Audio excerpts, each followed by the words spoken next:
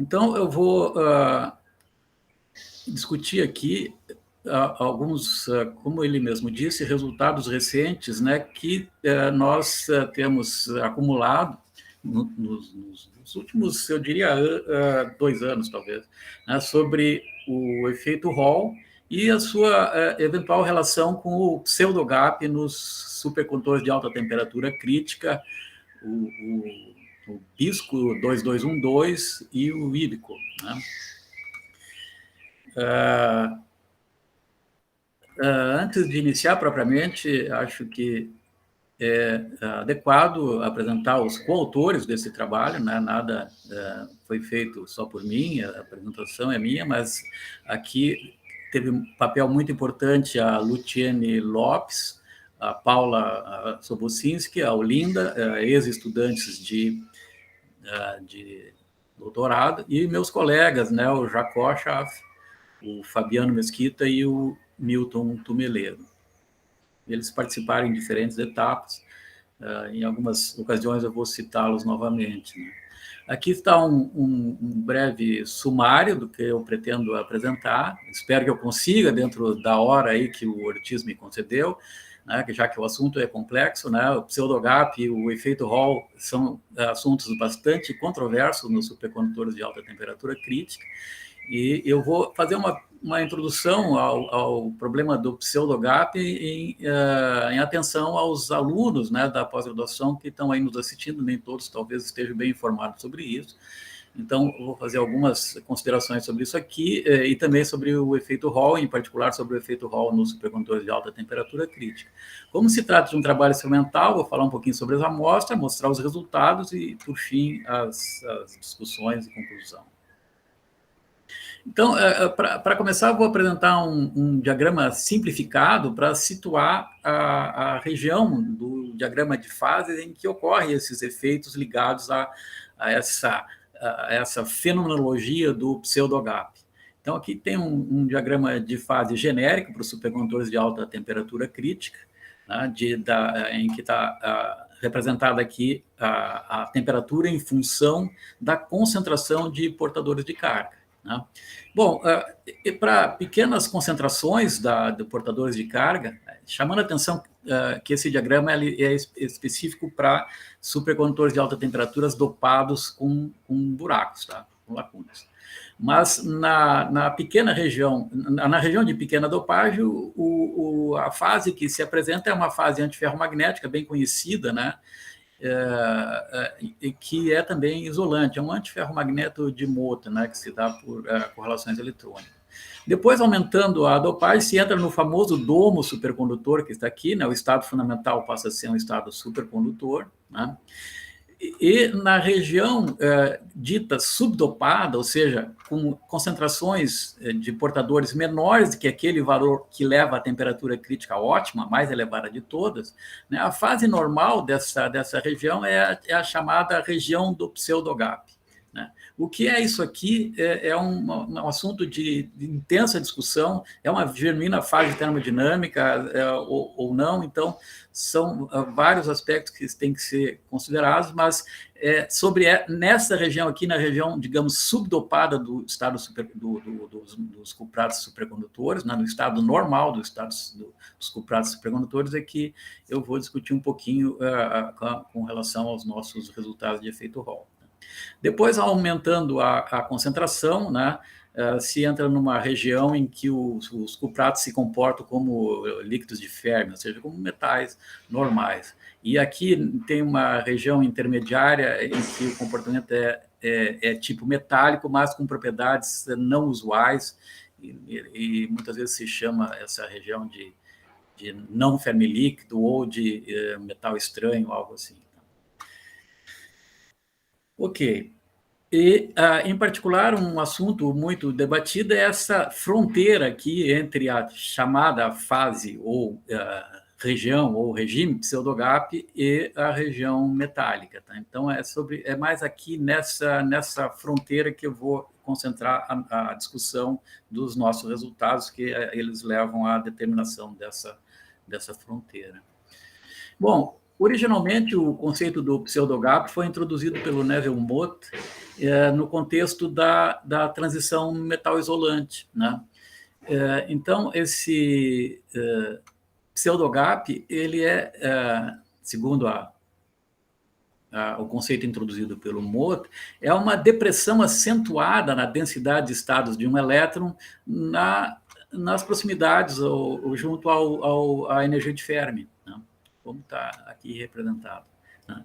A física, para descrever esse fenômeno, né, está relacionado ao modelo de Hubbard, né, que é eficaz para levar em conta efeitos de fortes correlações eletrônicas, né, de forte repulsão coulombiana entre elétrons numa dada banda.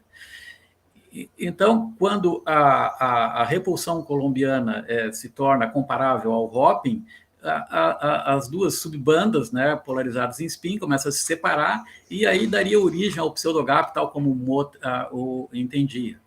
Mas o próprio Mott, ele argumenta, né, que nessa região do pseudogap, aqui, os estados eletrônicos são do tipo estendidos, mas localizados, no sentido de Anderson, né, porque uma certa desordem é sempre inevitável. Então, esses estados aqui seriam estados do tipo localizados à la Anderson, né, devido à desordem. Portanto, essa tipo de interpretação, ele parece não ser bem adequada e não é muito privilegiada, né, para descrever os efeitos que ocorrem no supercondutor de alta temperatura crítica, onde não há evidências de que haja estados localizados aqui junto ao pseudogap. Então, surgiram outras propostas, né? Uma das primeiras propostas foi a do Henri Alou, né, com base em sugestões do Jacques Vidal, né, que disse que se nós tivéssemos um sistema antiferromagnético, né, teríamos uma periodicidade suplementar, né, uma periodicidade diferente devido ao antiferromagnetismo, e, eventualmente, se esse antiferromagneto não fosse um sistema estável, fossem excitações ou flutuações antiferromagnéticas, isso poderia levar a um pseudogap. Outra a possibilidade é a que tem sido bastante digamos, considerada também, é a de flutuações de carga, ordenamento de carga. Uma onda de densidade de carga, né, leva, naturalmente, a uma periodicidade distinta da periodicidade cristalina e também abre novos gaps aqui no espectro de energia de um elétron. Né? Então, isso poderia também ser uma das possibilidades para o pseudogap, para a existência de efeitos de pseudogap nos supercondutores de alta temperatura crítica. Tem também uma outra visão, que é bem distinta dessa, que supõe que o pseudogap não se deve a efeitos de periodicidade na rede cristalina, seja de spin, seja de carga, mas que seriam efeitos de correlações eletrônicas, ou seja, de flutuações supercondutoras propriamente dita, né? Então, segundo essa visão, né, poderiam haver pares de Cooper pré-formados acima da temperatura crítica, mas sem que a supercondutividade tivesse uma ordem de longo alcance, ou seja, esses pares de Cooper, né, teriam uma certa função de onda, ou teriam a função de onda que descreve esse par de Cooper teria uma amplitude, mas não teria a coerência de fase de longo alcance. Então, teriam flutuações de fase que impediriam que um estado genuinamente supercondutor se estabelecesse lá naquela temperatura em que se abre o pseudogap. Quem defende esse tipo de visão aqui no Brasil, com brilho, aliás, né, com um trabalho bastante consistente, é o Evandro, nosso colega lá da Federal Fluminense, né? O Evandro tem um modelo específico que ele propõe que há um pareamento acima de TC, que vai acontecer lá na temperatura T estrela, aquela em que abre o pseudogap, né? Simultaneamente ocorre ordenamento de carga. Isso leva a uma espécie de granularidade supercondutora, e esses grãos vão se, digamos, gerar um estado supercondutor com ordem de longo alcance e resistência nula na temperatura que nós usualmente chamamos de TC, a temperatura crítica, né, que fica inferior à temperatura T estrela. Bom, Então, deixa eu rapidamente aqui mencionar algumas evidências experimentais para o fenômeno do pseudogap nos cupratos, né? E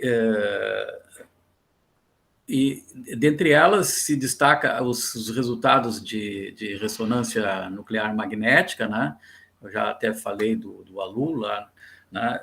Da sugestão que ele deu de que são estados, flutuações antiferromagnéticas, né? Situações antiferromagnéticas que dão origem ao pseudogap. Então, isso aparece nas medidas de NMR no tempo de relaxação spin-rede, né, na razão de relaxação spin-rede aqui, que mostra uma anomalia abaixo de uma certa temperatura característica que fica acima da temperatura crítica. Vocês veem aqui para duas concentrações, né, de duas aqui Y corresponde a dopagem de oxigênio, né, na amostra de Ibaco, mas aqui acontece esse máximo aqui, começa a cair a razão de relaxação, é uma temperatura bem acima do TC. E o Alu interpretou isso como devido a um efeito de pseudogap gerado por correlações antiferromagnéticas.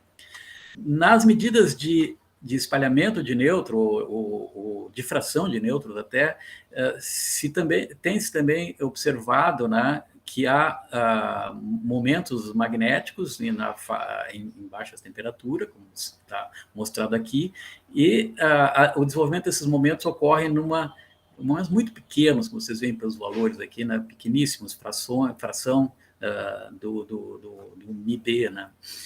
E isso ocorre em temperatura, começa a ocorrer em temperaturas bem acima da temperatura crítica. Para amostras que estão no estado, ou seja, na fase underdoped, né, subdopada. Vejo aqui no dopagem ótima, não se observa o efeito, e depois, à medida que vai se dopando a amostra, ou seja, diminuindo, no caso do Ibaco, a dopagem se faz via diminuição da concentração de oxigênio, né, vai aparecendo essa temperatura T-estrela mais elevada que o TC, em que os efeitos de correlação magnética começam a aparecer. No calor específico também, ou seja, em medidas termodinâmicas e de transporte também se observa, já não é algo tão claro, mas no calor específico a proposta é de que os efeitos do pseudogap, né, aqui, por exemplo, tem para o Ibaco, né, eles aparecem, né, ou seja, tem um desvio do comportamento, aqui está o coeficiente do calor específico eletrônico em alta temperatura, que é coincidente, né, normalizado, é claro, para amostras underdoped, overdoped e otimamente dopadas, e no caso do subdopado, há um desvio, né, desse comportamento comum aos três estados, numa temperatura bem superior à temperatura crítica, né, o que foi interpretado como originando o pseudogap. O salto do calor específico também tem um comportamento anômalo, né, que tem relação com a abertura de um pseudogap, né, um eventual pseudogap a temperaturas superiores à temperatura crítica. Aqui tem um resultado de resistividade, que mostra um desvio do comportamento linear de alta temperatura crítica, né, um desvio aqui a resistividade passa a ter valores inferiores àqueles extrapolados a partir do comportamento de alta temperatura crítica, linearmente extrapolado, e essa temperatura aqui, onde esse desvio aparece, é interpretada como uma temperatura de abertura de pseudogap. É claro que essa temperatura essa temperatura T estrela, né, que representa a abertura do pseudogap, ela não é bem definida, como vocês veem aí, não há uma anomalia típica de transição de fase, né, que marque claramente a posição dessa temperatura. Resultados de ARPS também são interessantes, né, para a caracterização desse pseudogap no supercondutor de alta temperatura crítica. Aqui no Bismuto 2212, o Campuzano, né, publicou esses resultados há alguns anos, né, há vários anos, aliás, e ele argumenta que essa segunda, aqui são os espectros de ARPS, né, que essa segunda A anomalia aqui tem a ver com o pseudogap. Os ARPs também, os resultados de ARPs levaram aos famosos, a descoberta dos famosos arcos de Fermi, né? Que estão mostrados aqui. Aqui tem uma amostra no estado superdopado, ou seja, no estado em que ela se comporta como um Fermi líquido, a superfície de Fermi é íntegra, mas no estado otimamente dopado e subdopado, há um arco de Fermi, ou seja, a superfície de Fermi ela fica segmentada em arcos, como está aqui.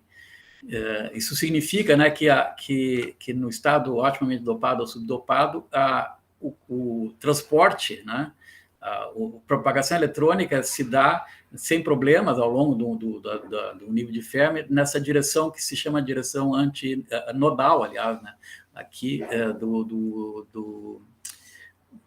da zona de Brillouin, ou seja, né, nessas regiões aqui diagonais da rede do espaço real, ao passo que nas regiões nodais, né, que corresponde às ligações covalentes do cobre e do oxigênio, que se estabelece um estado gapped, né, ou seja, não tem superfície de Fermi aqui. Então, o pseudogap se caracterizaria nessa orientação, na orientação das ligações covalentes cobre-oxigênio. Aqui, essa figurinha permite mostrar um pouco, né, como é que é a coisa, à medida que a gente vai daqui os arcos de Fermi, tá? Aqui está num estado superdopado, ou melhor dizendo, acima da temperatura de abertura do pseudogap, a superfície de Fermi é íntegra, está representada aqui por bismuto 2201 e bismuto 2212. Depois abre o pseudogap aqui na região antinodal, né? Aqui está o Fermi Arc, isso é entre a temperatura do pseudogap e a temperatura TC, a temperatura de pareamento, e quando abre a temperatura de pareamento, então a superfície de Fermi fica toda gapped, né? Toda ela fica com o gap, só resta um ponto aqui que é característico da simetria D do parâmetro de ordem dos cupratos supercondutores. A condutividade diferencial também é uma experiência importante para caracterizar o pseudogap, né? Tunelamento. Observe aqui esses resultados no bismuto 2212, esses resultados motivaram, né, deram substância para a interpretação do pseudogap em função de pares pré-formados acima do TC. A temperatura crítica desse sistema aqui é da ordem de 84, 85 Kelvin, tá? E vocês veem claramente aqui o gap supercondutor, né, na medida que aumenta o bias aqui, aparece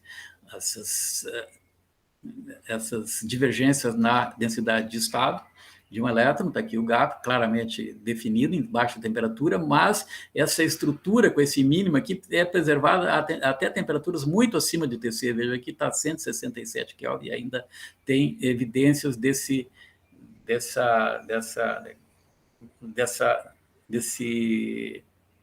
gap que aparece aqui, né? Parece haver uma evolução contínua, né, de uma situação desde o estado normal até o estado supercondutor, em que o gap vai progressivamente se estabelecendo. Bom, além dessas, eu não vou continuar discutindo, porque senão leva muito tempo, né? Tem muitas outras propriedades que mostram efeitos do pseudogap, do chamado pseudogap, ou de um gap verdadeiro. Não, até hoje há muita discussão sobre isso. Mas, de qualquer forma, a forma de se referir a esse fenômeno é o fenômeno do pseudogap. Então, a espectroscopia Raman, a suscetibilidade magnética que nós tivemos explorando por aí, o efeito Kerr, espalhamento de raio-x, né, e difração de raio-x, que levou a evidências de ocorrência de ordenamento de carga, tipo stripes, o tipo checkboard, né, e outras tantas, efeito Nernst, etc. Bom, vamos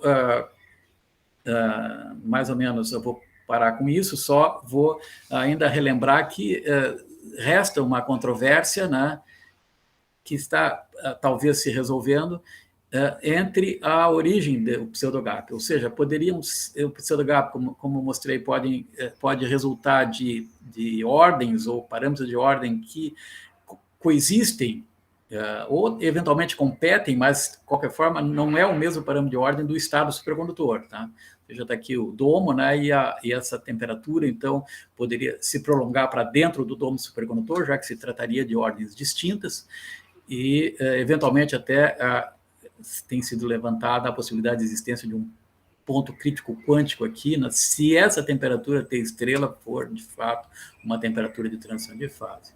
E a outra visão, que também tem muita força, é a visão sustentada pelo Evandro, em que o pseudogap tem origem num pareamento acima de TC.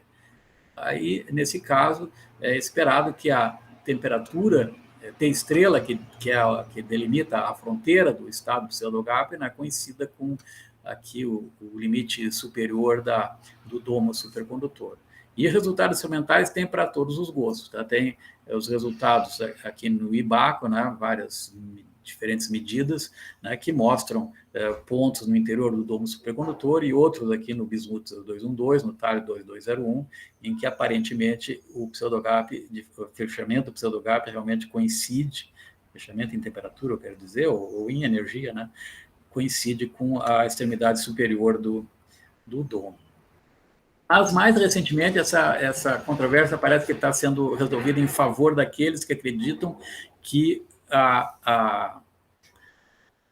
o fenômeno do pseudogap ele não tem relação direta, ou seja, não é competitivo ele pode coexistir com o estado supercondutor, a palavra mais correta. Tá? Então, a interpretação mais aceita, digamos, mais recentemente, é que, de fato, o pseudogap penetra dentro do estado supercondutor e essas duas situações, né, esse regime aqui não exclui a coexistência com o estado supercondutor. Aqui tem diagramas de fase recentes, em que mostram, inclusive, os efeitos de ordenamento de carga. Veja que tem uma região do diagrama de fase aqui também no regime subdopado, em que há ordenamento de carga. Né? E ordenamento de spin também, veja que tem spin density wave aqui em concentrações bastante baixas de lacunas, tá? Em densidades baixas de lacunas. Isso aqui é para o IBACO.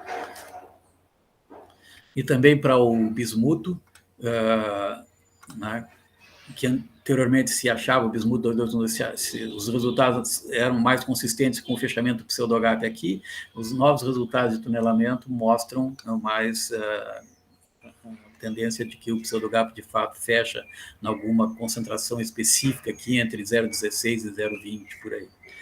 E nesse último esqueza eu assisti uma apresentação muito interessante do Davi Leboeuf, que mostrou esses resultados num sistema de lantânio, no supercondutor de lantânio, em que ele mostra a existência de um estado fundamental magnético, aqui uma espécie de antiferromagneto frustrado, né, com frustração, ou seja, né,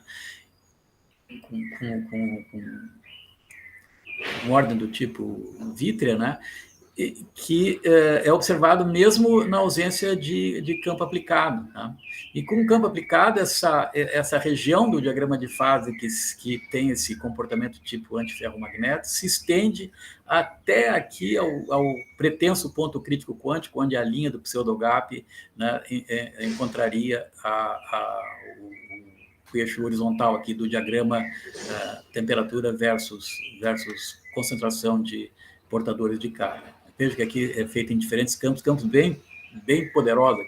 80 Tesla corresponde a essa última linha aqui. O estado supercondutor está aí, ó, ele não é muito afetado, né, pela presença dessa fase antiferromagnética. Bom, aí eu cheguei no efeito Hall, acho que mais ou menos por aí eu vou parar a discussão sobre o pseudogap, né? E o Hall, está aqui o Edwin Hall, né? que descobriu o efeito, ele descobriu... ele viveu bastante para ganhar o prêmio Nobel, o Hall, mas não ganhou, né? Talvez na época dele o pessoal não tenha se dado conta, né? A academia sueca lá, que da relevância desse efeito, né? De quão fantástico e extraordinário é esse efeito e os avanços que ele permitiu em diversas circunstâncias, né? Tanto tecnológicas quanto de ciência básica. O Hall descobriu inicialmente o efeito que a gente denomina o efeito ordinário, e depois ele mesmo descobriu também o efeito que a gente chama hoje de anômalo, né, que aparece em materiais com magnetização, né? Não necessariamente ferromagnetos, mas que tenham uma magnetização, né? O efeito ordinário, como você sabe, se deve à força de Lorentz, né? E ele, ou seja, é uma separação de cargas, né, causada pela força de Lorentz, né, num condutor ao qual é aplicado um campo magnético perpendicularmente à propagação dos portadores de carga. E esse efeito ele informa, né, da densidade de portadores e informa também o sinal dos portadores de carga, né? Se os portadores de carga forem positivos, como no caso dos cupratos, né, dopados com lacunas, a resistitividade Hall, ou o coeficiente Hall que parametriza o efeito, né, eles é positivo, né? Então, a resistitividade Hall, que é linearmente proporcional ao campo aplicado, ela tem uma pendente positiva, como vocês veem aqui. E o efeito anômalo está relacionado, então, à existência de uma magnetização, né? Tem um coeficiente diferente, que ele chama o coeficiente de Hall anômalo, né?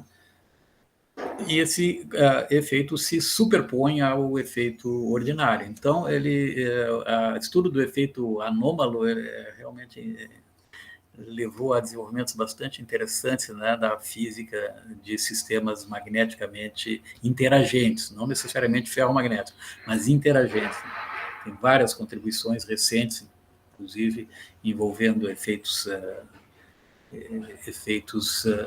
da fase de Berry, né, tanto no espaço recíproco quanto no espaço real.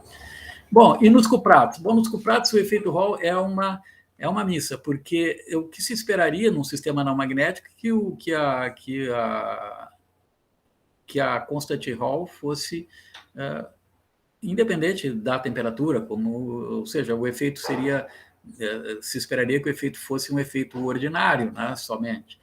E, no entanto, desde os primórdios se observou que a constante Hall, ela, longe de ser constante, ela depende fortemente da temperatura e decresce quando a temperatura cresce, sugerindo a presença de excitações magnéticas.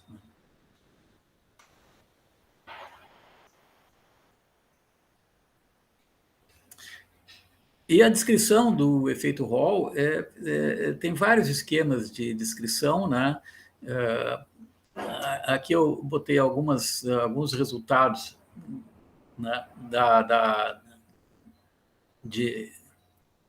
que mostram o inverso da constante Hall em função da temperatura, e o fitting é feito dessa forma aqui, com dois coeficientes, e a origem desses termos é discutida com base em diferentes modelos. Aqui é uma parametrização em termos da cotangente Hall, que é a razão entre a resistitividade longitudinal e a resistitividade Hall.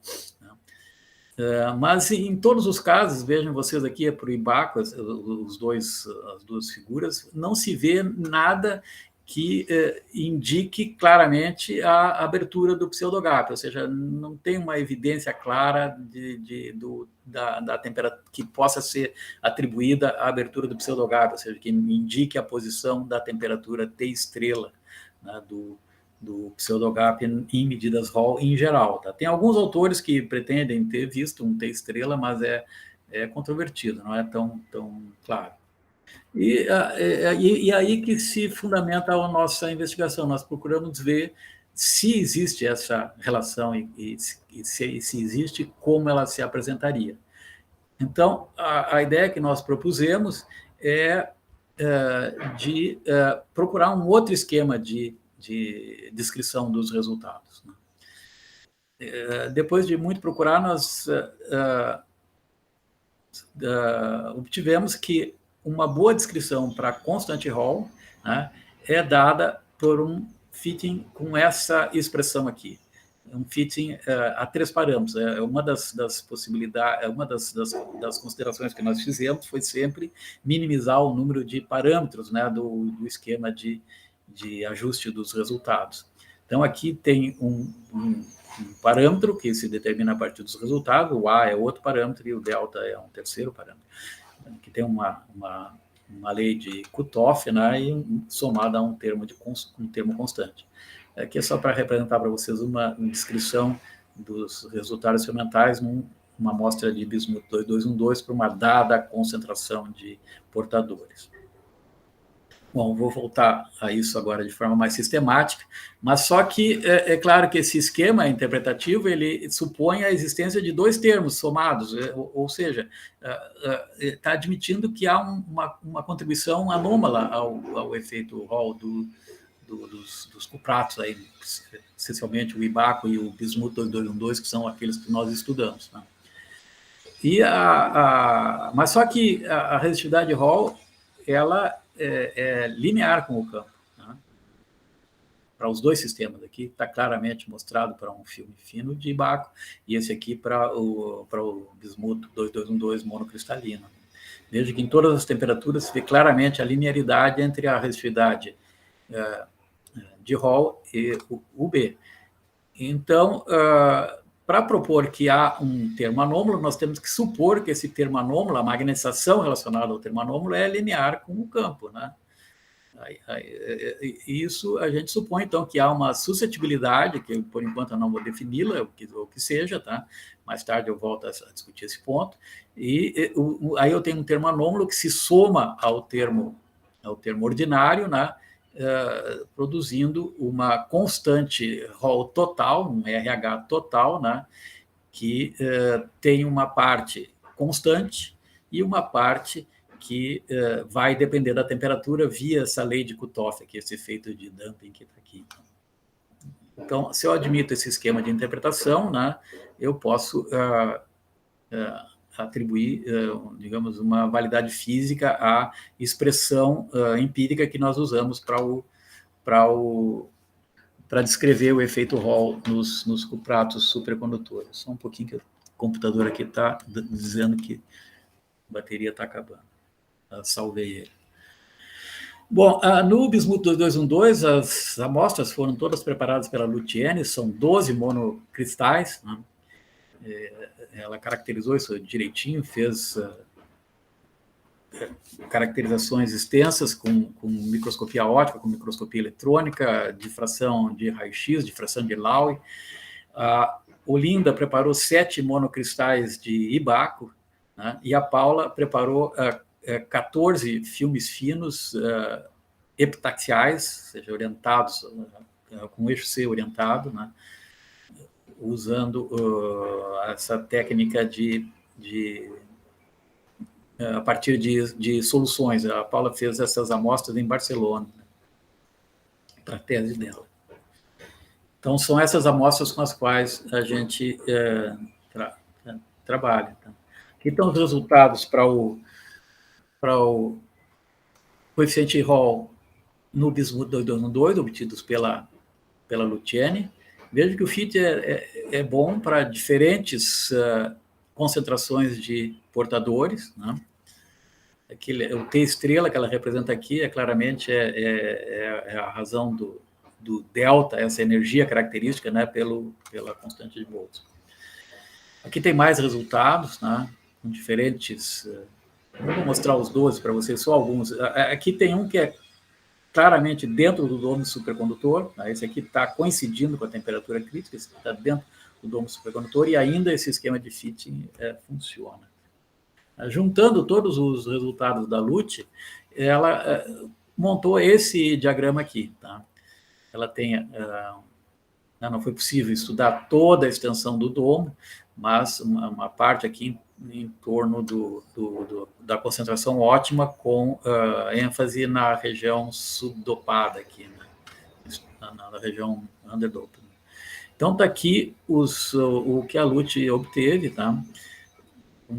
2 pontos dentro do domo, tem mais esse aqui junto do domo, e que é comparável com os resultados de tunelamento recentes. Tá? É mais ou menos a posição dessa T-estrela, né? Ela não é perfeitamente definida, parece mais um crossover do que uma linha de transição de fase, mas entra dentro da expectativa obtida por diferentes trabalhos. Os coeficientes que são obtidos também dos fittings aos resultados, né, a constante R0, que seria o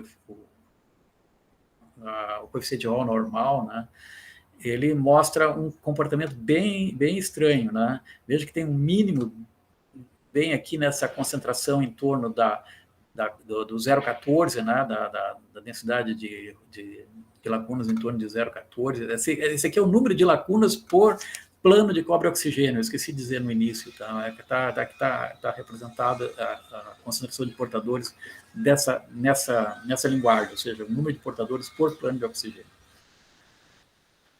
E esse mínimo a gente acredita que tem a ver com alguma reconstrução da superfície de Fermi relacionada com as ondas de densidade de carga que têm sido observadas nesses cupratos em temperaturas ligeiramente inferiores, ou melhor dizendo, em concentrações de portadores ligeiramente inferiores àquelas correspondentes à dopagem ótima, né, que está por aqui assim. O valor médio da constante Hall, ela corresponde a uma densidade de portadores da ordem de 10 a 21 por centímetro cúbico, que é o número aceito, né, para os cupratos. Não é um metal ruim, né, ou seja, tem um número de portadores em torno de uma ordem de grandeza menor do que nos metais clássicos. E o A, essa constante Hall extraordinária, digamos aqui, né, anômala, ela tem um comportamento parecido. Veja que também ela tem um mínimo bem nessa densidade 0,14. A gente não acreditaria muito, ou teria dificuldade para acreditar nisso, se esse panorama não se repetisse no IBACO, sabe? Vejam só, aqui tem resultados para o IBACO. São filmes finos e monocristais, tudo meio misturado. E aqui está o fitting com a expressão da lei de Kutoff, para diferentes amostras com diferentes concentrações de portadores. E aqui são monocristais. De novo, os fits são bastante bons, né? Bom, é uma quantidade de resultados. E aqui está o diagrama de fase que sai de coletar todas essas temperaturas T estrelas, que é um parâmetro de fit, né? Ele está lá, é o parâmetro que regula o decaimento exponencial, né? O dumping da constante Hall. Aqui está aqui ele. Tá? Então, está aqui, e esse comportamento é muito parecido. Aqui tem monocristais, filmes finos todos. Vejo que tem quantidade de pontos dentro do domo. E esses resultados são comparáveis com os resultados obtidos por efeito Kerr, por espalhamento de Newton, por MIA-CR também, uma técnica usada. Tá? E vejam que há uma certa dispersão, e essa dispersão ela indica claramente que não é uma genuína transição de fase. Provavelmente a passagem do região de pseudogápica, do regime de pseudogápica, não gosto nem de falar de fase pseudogápica, né? Desse regime para o regime normal ou do metal estranho, né, é um crossover, né? Esse é meu sentimento, sabe? E de muita gente.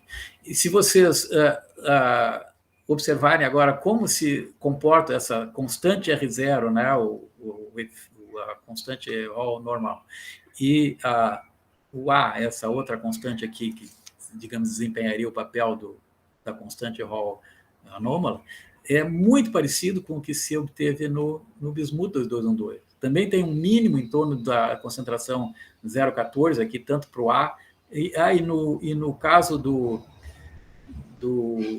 da constante R0, chega a trocar de sinal. O efeito Hall aqui, o R0 troca de sinal, passa a ser negativo, o que indica né, a existência da formação de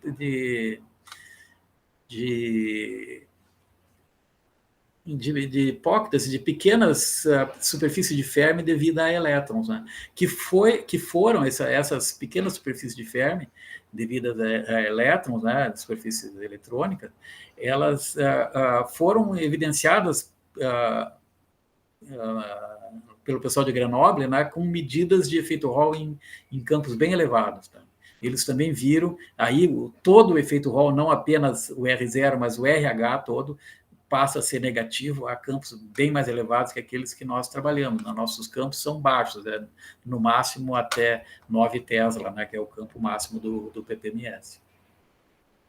Bom, agora chegamos então na parte final, acho que eu vou cumprir o desejo do Ortiz, vou conseguir terminar dentro do prazo. Como é que a gente está interpretando? Não é uma interpretação fechada, pessoal, ainda estamos discutindo isso. Né? Esses trabalhos não estão publicados. O que a gente supõe é que há um efeito Hall anômalo, então isso está implícito na expressão empírica que nós usamos para descrever os resultados. Né? E a gente supõe que esse efeito Hall anômalo, então, tem origem em excitações magnéticas de natureza antiferromagnética, né? Ferromagnetismo a gente não tem lá, mas antiferromagnetismo, né, podemos ter, né? Não necessariamente um antiferromagnetismo estático, provavelmente um antiferromagnetismo flutuante. Mas se as flutuações existirem por tempo suficientemente longo, quero dizer, por tempo necessário para um tempo maior do que o tempo de relaxação eletrônico, né? O tempo de relaxação de um elétron de condução, de uma lacuna de condução, num sistema qualquer, da ordem, um metal qualquer, da ordem de 10 a menos 14 segundos. Então, 10 a menos 14 segundos, um elétron pode testar, né? Pode circular através de uma estrutura como essa aqui, que seria uma estrutura de natureza quiral. Né? Então, pela aplicação do campo, os spins tendem a se orientar com o campo, gera uma estrutura com quiralidades, tá? Então, seriam correntes desse tipo aqui, ou correntes desse tipo aqui, ou desses aqui, né? Que geram um campo emergente, como está representado nessa figurinha, né? Um campo emergente devido à álgebra não comutativa de spin, né? Se um elétron faz uma volta assim ou ele faz a volta assado, é diferente, né? Ele vai a quiralidade, digamos, a álgebra de spin é não computativa, né? Se a gente faz de um jeito ou de outro, dá uma diferença, e essa diferença se traduz numa corrente ao longo do circuito, que gera o campo emergente. Né? É um campo suplementar. É uma espécie de efeito de fase de Berry no espaço real, tá? Como está representado aqui. E isso dá origem, então, a um efeito Hall anômalo, né? Suplementar ao efeito Hall normal, que é gerado simplesmente pela curvatura da trajetória dos portadores de carga pelo campo aplicado, que é o efeito da força de Lorentz. Tá? Então, se a gente tiver um background antiferromagnético, né, aproximadamente, nearly antiferromagnetic background, não sei de onde tirei essa palavra aí, mas é mais ou menos o que a gente estou tentando representar aqui para vocês, a gente poderia ter uma contribuição suplementar ao efeito Hall, que se manifestaria como um efeito Hall anômalo. Isso só se manifestaria em experiências de transporte, experiências em que o tempo típico de interação elétron com o spin é muito pequeno, né? É um tempo da ordem do tempo de relaxação, 10 a menos 14 segundos. Então, se essas quiralidades durarem tempos maiores do que esse, o efeito vai ocorrer. Tá? Essa é a nossa argumentação. Bom, evidências disso, que a gente esperaria, né, outras, né, além dos nossos FIT, esperaria que o efeito Hall de alto campo apresentasse esse comportamento. Né? As quiralidades, elas são nulas praticamente em campo zero, depois elas vão se formando, porque elas são criadas pela ação do campo, e vai passar por um máximo em algum ponto e depois vai se anular de novo, né? Quando esses spins forem alinhados paralelamente, não tiver mais Canting, né? O efeito das querelidades tende a se anular. Mas eu não conheço resultados em alto campo, campos muito altos, que tenham sido feitos com esse intuito, né? Então, tem só alguns hints, assim, por exemplo, aqui nessa medida do Bismuth 2212, que nem está representada a resistitividade, mas o coeficiente Hall, tem uma impressão de que passa por um máximo e depois começa a decrescer, mas ainda que são amostras muito oxigenadas e as medidas são feitas, são amostras com concentração de portadores grandes, né? E as medidas são feitas todas em baixas temperaturas. Aqui no IBACO também, de novo, né, tem algum sentimento de que ela vai para um máximo e depois ela tende a decrescer. Tá? Então, tem algumas indicações. Tem outras indicações indiretas de que isso pode ocorrer via os estados fundamentais de natureza magnética que têm sido observados, aí, essa recente observação, né, de uma fase antiferromagnética frustrada, né, um estado fundamental coexistente com o estado supercondutor no lantânio, estrôncio, bário, oxigênio, ela é bem sugestiva da possibilidade de existência desse tipo de excitações. Aqui tem outro resultado bem recente, de novo no lantânio, estrôncio, cobre, oxigênio, em que os autores aqui, com experiência de difração de nêutron, detectaram strikes de spin, né, numa larga região aqui acima do domo supercondutor. Tá? Então, a existência dessas excitações é viável, né, pelo menos nesse sistema aí. Ok, e o que nós propomos? O que a gente propõe, então, que essas flutuações antiferromagnéticas, essas regiões correlacionadas antiferromagneticamente, elas formam uma espécie de clusters, né, de tamanho que varia com a concentração de portadores, menos portadores mais para o lado do antiferromagnetismo, mais portadores menores vão ser esses clusters, né? E isso se traduz na área do cluster que varia exponencialmente, ou se atenua exponencialmente, dando origem à nossa função de fitting aqui com a lei de Kutoff. Então, essa seria a ideia. Então, o que seria? Seria uma espécie de fase de Griffiths, né? Um estado do tipo Griffiths, só que com um ordenamento antiferromagnético. Né? Um estado tipo Griffiths mais clássico é aquele em que tem clusters ferromagnéticos, né? Que dão origem a desvios da suscetibilidade paramagnética acima de certos sistemas ferromagnéticos, principalmente aqueles sistemas que têm muita desordem, né? Muita frustração, né? Ou seja, sistemas que têm Canting pronunciado. Esses sistemas costumam apresentar a fase de Griffiths, ou estado de Griffiths, acima da temperatura crítica de Curie, no caso ferromagnético. Aqui nós estamos propondo que esses clusters, que formam um estado tipo Griffiths, seriam antiferromagnéticos, seriam flutuações antiferromagnéticas. Não precisa ser necessariamente estáticas, provavelmente não são estáticas, né? São estados de estações, flutuações. E isso também teria uma base, né, experimental na granularidade intrínseca que se conhece nesses supercondutores de alta temperatura crítica, cuja origem tem sido muito discutida, né? Qual é a origem dessa granularidade intrínseca? Então, na nossa visão, tem muito a ver com essas excitações antiferromagnéticas que ficam permeando o estado pseudogap, né, a região pseudogap acima do TC, e subsiste mesmo dentro do domo supercondutor. Aí cheguei nas conclusões. Então, como conclusões, eu diria, né, que que esse fenômeno do pseudogap, que é observado nos supercondutores de alta temperatura crítica, é muitíssimo mais complexo, né, do que aquele que se poderia prever com base no conceito do Mota, né, no conceito pseudogap do Mota,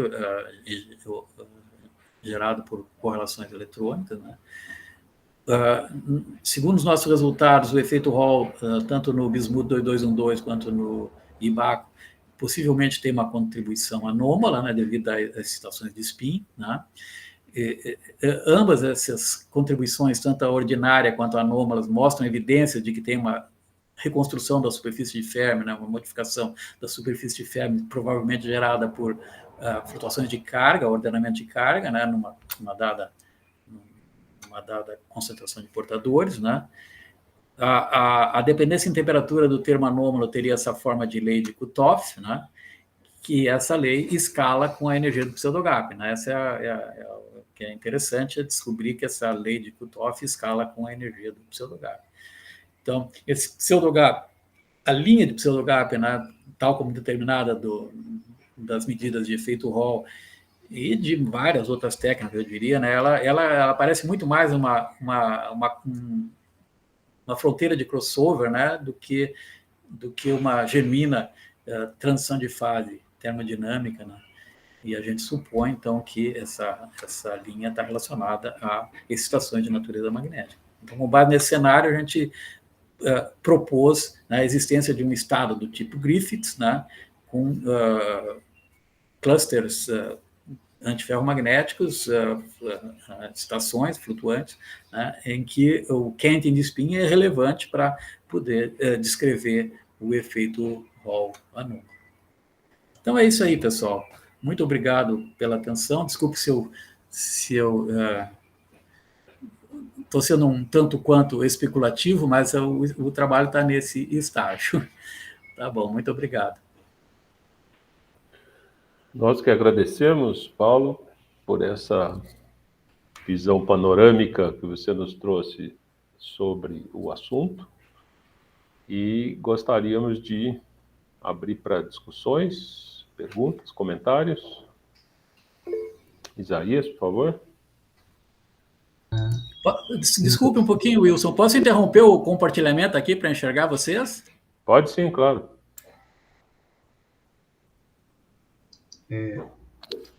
Obrigado por a palestra excelente. Muito legal mesmo. Eu estou com uma pergunta, é o seguinte: você, quando faz esse teu modelinho para fitar esse teu cutoff utilizando uma queda exponencial, tá? E você junta a parte não anômala com a anômala pelo teu cutoff, e você redefine a suscetibilidade do sistema. Nunca essa suscetibilidade... Você está trabalhando para fora da região supercondutora, então essa suscetibilidade, tudo bem, ela não precisa ser negativa. Mas quando ela vai para a parte supercondutora, a gente sabe que a suscetibilidade tem que ser negativa. Por outro lado, você fala que ela pode funcionar na parte supercondutora. Não, assim, Isaías, na verdade, aquela seria uma suscetibilidade quiral, né? Ela não é a suscetibilidade de Pauli que a gente sabe existir na fase normal dos cupratos, né? É uma suscetibilidade pequena, uma suscetibilidade de Pauli, né? Ela é uma suscetibilidade quiral, ela está relacionada às quiralidades, ela é uma resposta, a resposta das quiralidades ao campo que tu aplicas, é uma suscetibilidade positiva, e ela se mantém positiva dentro da fase supercondutora, ela não se confunde com a suscetibilidade mais, né, a expulsão do fluxo magnético, né, que é um efeito de muitos corpos, né, um efeito quântico relacionado ao estado supercondutor. Ou seja, essa suscetibilidade do quiral, que dá origem ao termo anômalo no efeito Hall, ela tem origem na quiralidade, ou seja, magnética, né, nas funções magnéticas, e não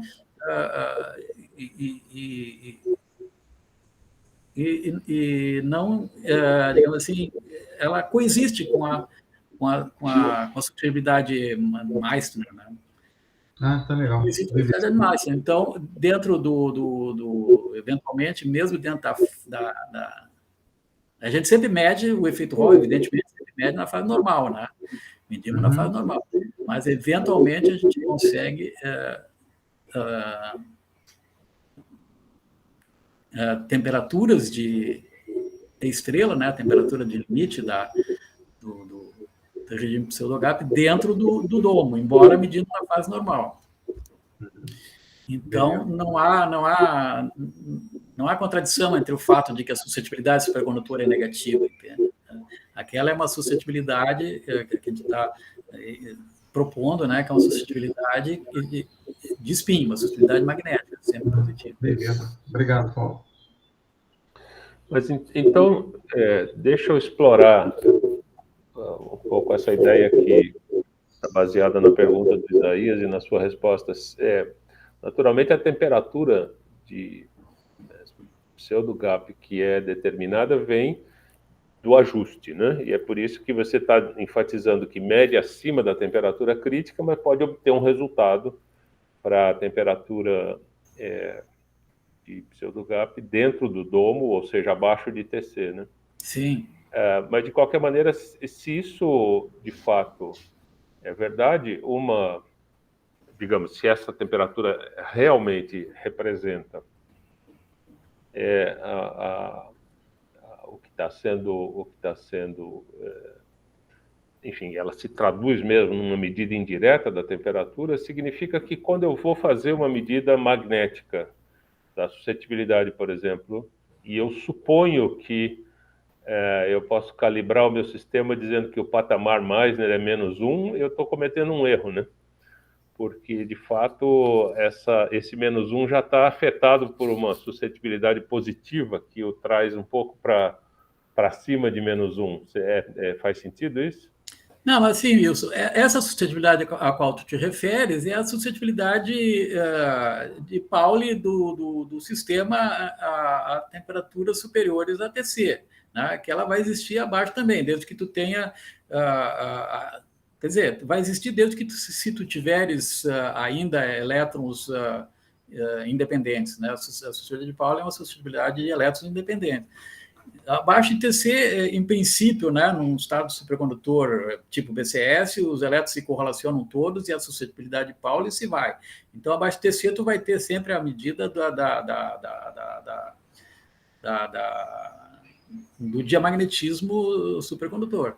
Mas, no nosso caso, o que a gente mede não é uma temperatura propriamente, né? Se tu percebes, o que a gente mede é uma escala de energia.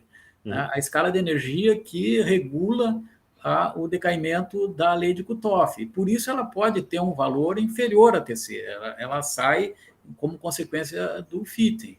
Isso não significa, nós não estamos querendo dizer, né, que a gente tem uma suscetibilidade na fase normal que seja que aquilo contribui certamente para a suscetibilidade na fase normal, mas muito pouco, porque ela é resultado, né, de uma experiência de transporte, ou seja, eu estou testando o arranjo de spin numa escala de tempo muito curta. Numa experiência de suscetibilidade feita com o SQUID, ou feita com o magnetômetro de Forner, né, até mesmo com um sistema de suscetibilidade AC, os tempos típicos das experiências são muitíssimos maiores, né? São da ordem, no SM é da ordem de segundo, no SQUID também, na suscetibilidade AC o tempo é menorzinho, mas ainda assim é muitíssimo maior do que o 10 na menos 14, que é o tempo típico de uma experiência de transporte. Então, aqueles arranjos quirais que dão origem a uma suscetibilidade quiral não interferem na suscetibilidade que a gente mede, a suscetibilidade estática, a suscetibilidade, né, que a gente mede na fase normal dos cupratos. Isso não... Ou seja, no longo prazo, eles se anulam.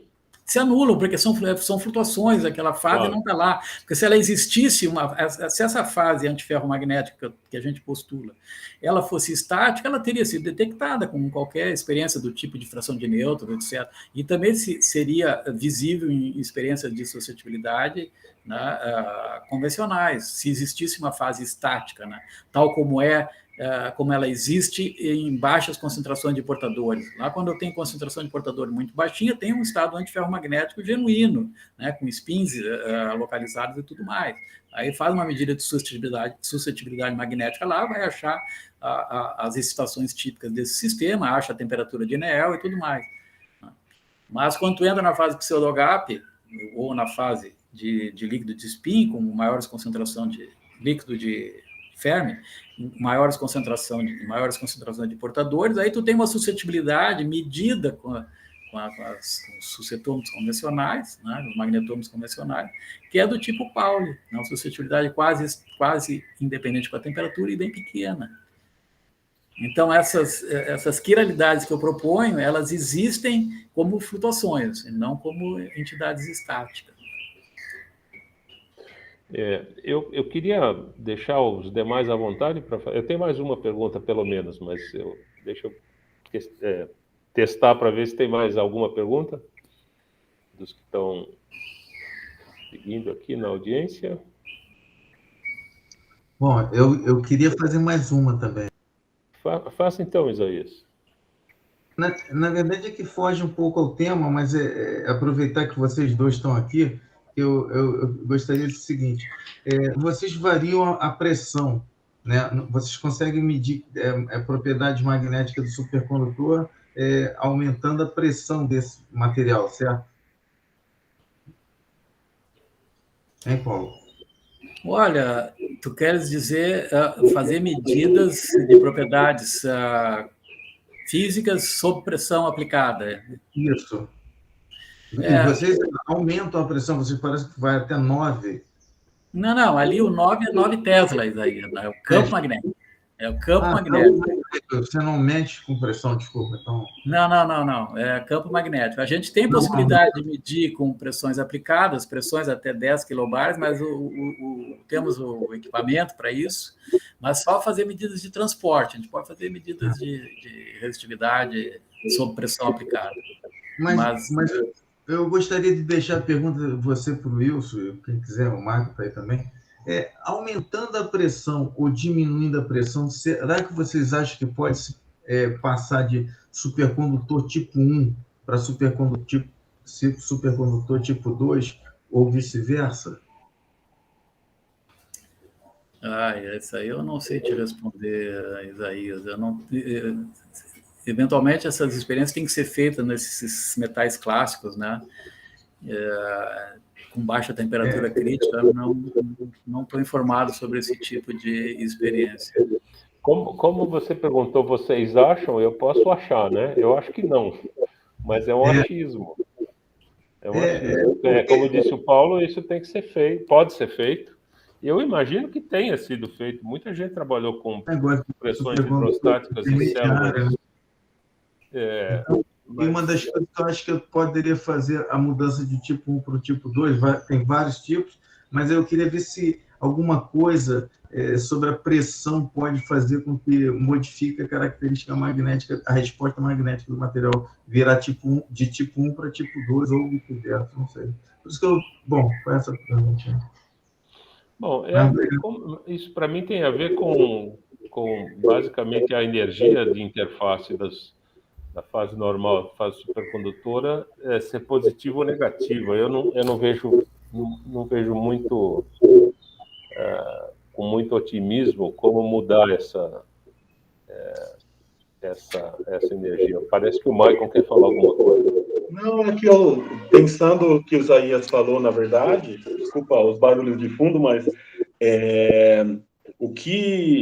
porque assim, a gente sabe que a gente tem um tipo 1, se você for lá e for fazer um filme fino daquele tipo 1, deixa eu colocar para trás aqui, a gente sabe que a gente pode controlar o lambda, sendo não lambda comum, mas o lambda de London, mas o lambda efetivo, e dessa forma a gente consegue controlar o kappa. Então teria que encontrar um material na qual você consegue controlar o valor de lambda, o valor de psi, ou seja, controlar algum desses dois parâmetros para você conseguir achar essa transição. Mas eu nunca li nada a respeito disso, Isaías. Eu não sei se isso já foi feito ou não. A questão é essa, se a pressão, como os caras começam a trabalhar com esses, aumentando a temperatura crítica do material, mas com aumento de muita pressão, se bem que eles estão sempre no estado Meissner, tá?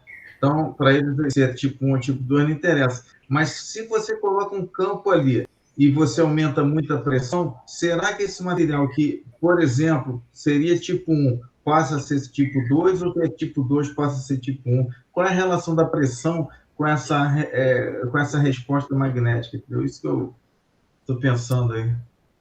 Olha, Isaías, eu poderia te dizer o seguinte, o que é bem conhecido é que se pode transformar um supercondutor do tipo 1, um metal puro, por exemplo, pensa no chumbo, né? O chumbo é um supercondutor do tipo 1. Se tu diluis um pouco algumas impurezas pode ser estanho, índio, no chumbo, ele se transforma em tipo 2, porque a eletrodinâmica dos supercondutores ela é não local, então o livre caminho médio eletrônico é extremamente importante para determinar a energia de superfície, como disse o Wilson. E aí, se tu coloca algumas impurezas, tu introduz desordem num supercondutor do tipo 1, como o chumbo, como um outro qualquer, o estanho, o índio, o alumínio, tu coloca a desordem lá, ele eventualmente vira um tipo 2. Tá? Isso é bem conhecido, isso é clássico, né? Já lá na década de 60 o pessoal fazia isso. Agora, efeito de pressão, diretamente da pressão, eu nunca vi. O que pode acontecer é da pressão gerar defeitos internos, trincas, sei lá o quê, né? O que faria modificação no livre caminho médio eletrônico e poderia eventualmente fazer o sistema virar tipo 2, do tipo 1 para tipo 2. Mas não seria um efeito, talvez, como tu está pensando, um efeito genuinamente eletrônico, né? Modificar as propriedades eletrônicas e passar de um tipo para o outro. Não sei, isso eu nunca ouvi falar realmente.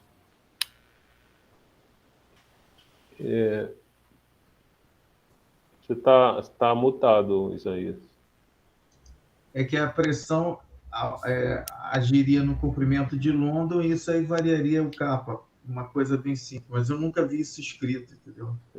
Mas acho que é sempre útil levar em consideração que a compressibilidade dos materiais sólidos leva a variações percentuais de parâmetro de rede tão pequenas que é muito difícil você induzir uma mudança substancial nas escalas supercondutoras, né, que se lambda por uma mera mudança de pressão. Ainda que seja uma mera mudança de pressão enorme, mas ainda assim a compressibilidade dos materiais sólidos assim, que existem, artificiais ou naturais aqui na Terra, é muito baixa e leva a variações percentuais muito pequenas a despeito de aplicação de pressões muito altas. Eu tenho a impressão que é mais fácil você mudar a fase do material por uma pressão muito grande do que mudar essas propriedades eletrônicas do material. Mudar a fase estrutural, né? Estrutural, desculpa. Isso, eu falei... Não, estrutural, isso que eu estou querendo, desculpa. É mais fácil, acho que, mudar a propriedade estrutural do que mudar, de fato, o arranjo eletrônico. Essa é a minha impressão, pelo menos dos metais, né? Eu queria fazer talvez seja a última pergunta. Desculpa, Isaías, você está de novo sem microfone. Desculpa. É que esses caras estão colocando pressão a pressão a nível do centro da Terra, entendeu? Isso, mas aí o que eles estão fazendo, na verdade, é modificar, enfim, criar estruturas cristalinas que não existem a pressões atmosféricas. Uhum. Bom, obrigado mais uma vez. A propósito, bom, depois disso aí a gente conversa. Bom, tá bom. Era só sobre aquele problema da pressão daquele artigo lá do Mal. Eu acho que eu vou ter que sair agora que minha filha está querendo entrar em casa, cara. Dá licença, pessoal. Um abraço para vocês. Tchau. Obrigado, Isaías. Obrigado. Bom te ver. Eu queria fazer uma pergunta um pouco, talvez não entenda como ousada, ela é mais ingênua do que ousada, mas por muito tempo eu segui a busca por mecanismos para supercondutividade não convencional ou de alta temperatura. E a gente via alguns comportamentos exóticos, como eu vou incluir no exótico um efeito Hall anômalo, como indicativos dessa ou daquela possibilidade. Isso faz sentido, Paulo? Você, enfim, tem o que expandir sobre isso, ou é de fato uma pergunta ingênua e tola? Não, eu acho que não está longe disso, né, Wilson? De fato, a busca do mecanismo responsável pelo pareamento nos cupratos é o santo grau, né? Essa é a Persiste, grande né? busca, né? O que se pretende. E a possibilidade de que mecanismos puramente eletrônicos, né, seja o responsável pelo pareamento é algo considerado por muita gente, né? Nós assistimos o seminário do Marino há pouco tempo atrás, que defende um mecanismo tipicamente eletrônico, né, envolvendo excitações magnéticas. Ele fala, inclusive, que são excitações do tipo Kondo, né? Algumas o pareamento é favorecido por um acoplamento Kondo entre elétrons, entre momentos magnéticos do cobre com elétrons, buracos nos oxigênios. Essa foi a proposta dele. Então, é um mecanismo essencialmente eletrônico envolvendo excitações magnéticas. E tem várias outras propostas, né, nesse sentido. E é claro que se tem excitações magnéticas, isso deve se traduzir em efeitos tal como o efeito Hall anômalo. Se traduz como detecção de momentos magnéticos pela difração de nêutrons, se traduz pelo comportamento anômalo do tempo de relaxação spin-rede do NMR, e assim por diante, né? Então, essa possibilidade que mecanismos eletrônicos fundamentadas em excitações magnéticas seja responsável pelo pareamento, acho que continua sendo um tema da ordem do dia. Ninguém sabe, né? Ainda. Mas, por outro lado, você consegue antever alguma inversão, ou seja, do seu resultado essencialmente macroscópico, você poder inferir algo ou juntar evidências para favorecer esse ou aquele... Pois é, aí eu não chego a usar tanto, eu já acho que já faço especulação demais, Wilson, mas assim, o que parece indicar é que as estações magnéticas que a gente está vendo, elas coexistem numa boa com a supercondutividade, né? Elas não parecem prejudicar nem favorecer. Eu diria que são excitações que são não necessariamente ligadas ao parâmetro de ordem supercondutora. Essa é a impressão que eu tenho. Eu ainda acho que a supercondutividade tem outra origem. Eu acho que tem uma origem mais relacionada com ordenamento de carga, com fônons. Eu ainda sou mais dessa linha, sabe? Mas é óbvio que eu não tenho como defender isso com base nos meus resultados, não tem como. Só os meus resultados, o que eles parecem mostrar é que a supercondutividade coexiste numa boa com as estações magnéticas. Não parece ser prejudicada nem favorecida.